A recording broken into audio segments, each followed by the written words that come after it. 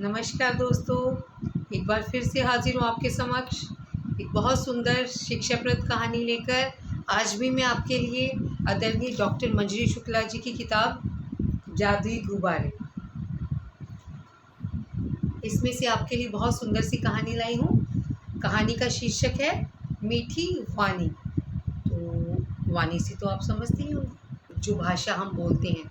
अगर हम मीठा बोलते हैं तो हमें तो खुशी मिलती है, पर साथ साथ सुनने वाले को भी वो वाणी बहुत आनंद देती है। इसलिए हमेशा मीठा बोलते रहिए। और चलिए सुनते हैं क्या कहती है ये कहानी। राजा चंद्रसेन बहुत ही पराक्रमी और प्रतापी राजा था। वह अपनी प्रजा का बहुत ध्यान रखता था, उनकी सहायता करने के लिए हमेशा तत्पर रहता था। और इन सब के बावजूद उसे एक भी व्यक्ति पसंद नहीं करता था, और आस पड़ोस के राजा भी उसके शत्रु बन चुके थे, क्योंकि उसकी वाणी बहुत कठोर और रूखी थी। वह सोचता था कि वह सबका हित चाहता है, इसलिए कुछ भी बोल सकता है, पर सुनने वाले को कटु वचन सुनकर बहुत दुख होता था। ऐसा नहीं होता ना, चाहे कोई हमारा कितना भी हित चाहे, पर उसके जो कड़वे बोल है ना, वो हमारे मन पर तलवार से भी तेज वार करते हैं। वो सहन करने बहुत मुश्किल होते हैं। तो यही राजा के साथ हो रहा था। सबका हित तो करता था, पर कठोर वाणी के कारण उसे कोई पसंद नहीं करता था, और वे उसे बिल्कुल पसंद नहीं करते थे। सारे राज्य में किसी की भी इतनी हिम्मत नहीं थी जो राजा को यह बात कह सकता, इसलिए वे उसकी तमाम अच्छाइयों के बाद भी बुराई ही करते रहते थे।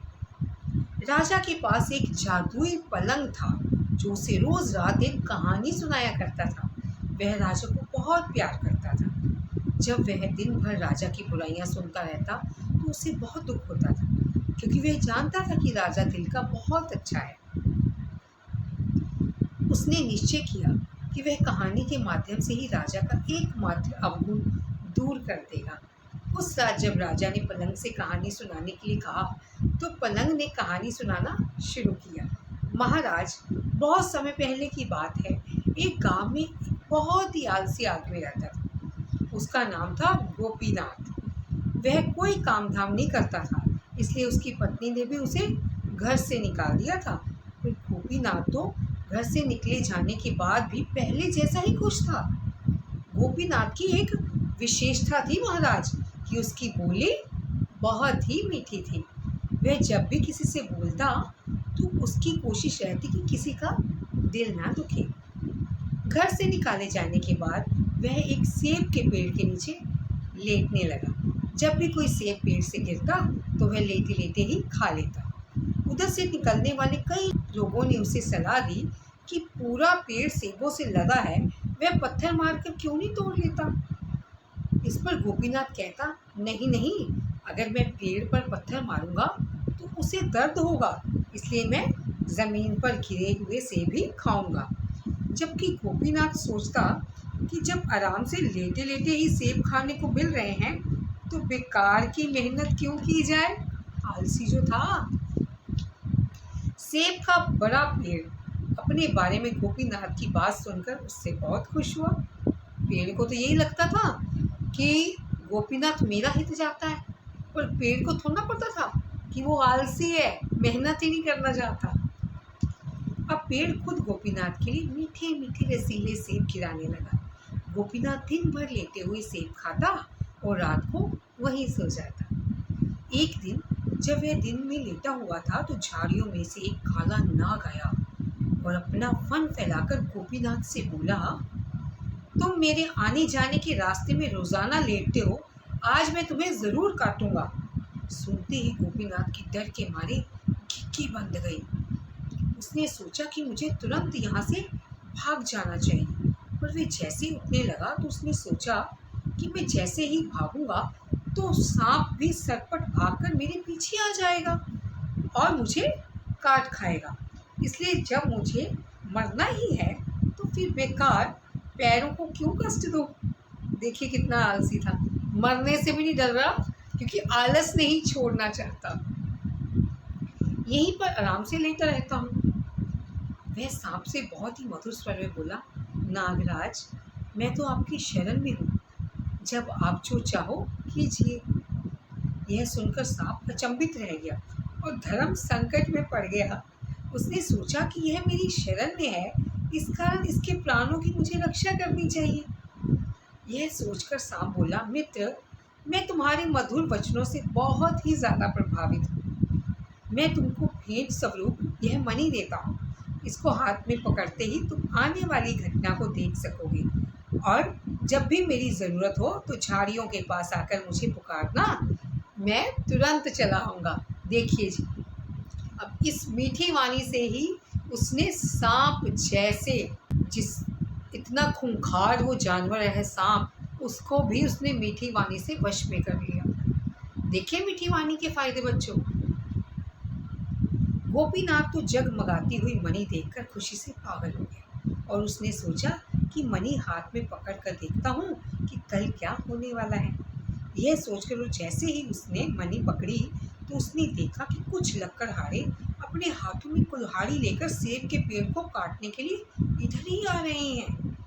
यह देखकर वह घबरा गया और भागकर सेब के वृक्ष के गले लग गया, और फिर वह आंसू पोंछता हुआ झाड़ियों की तरफ भागा और सांप को सारी बात बता दी।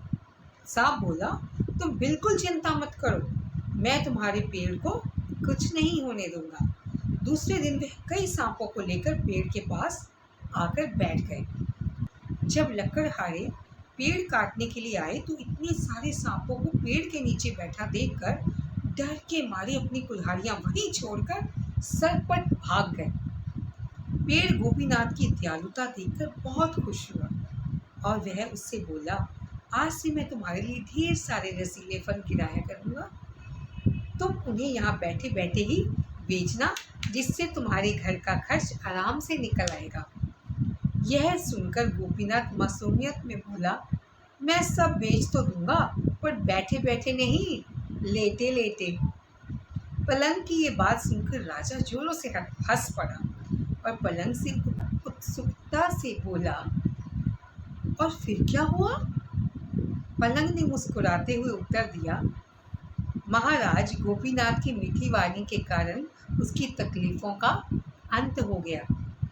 राजा बोला, हाँ हाँ, वह सचमुच बहुत मीठे वचन बोलता था, और मधुर वचन तो सबको प्रिय होते हैं, और इस कारण मधुर वचन बोलने वाला सबका प्रिय बन जाता है। बिल्कुल ठीक महाराज, जब गोपीनाथ जैसा आलसी आदमी सिर्फ मीठी वाणी के कारण सब कुछ पा सकता है, तो आप तो महाप्रतापी और पराक्रमी राजा हो। फिर जो आपकी प्रजा, जो आपको माता पिता की तरह प्रेम करती है, और आपको तो प्रजा अपने माता पिता की तरह प्रेम करेगी, और सभी शत्रु राजा आपके मित्र बन जाएंगे इस मीठी वाणी से। यह सुनते ही राजा की आंखों में आंसू आ गए।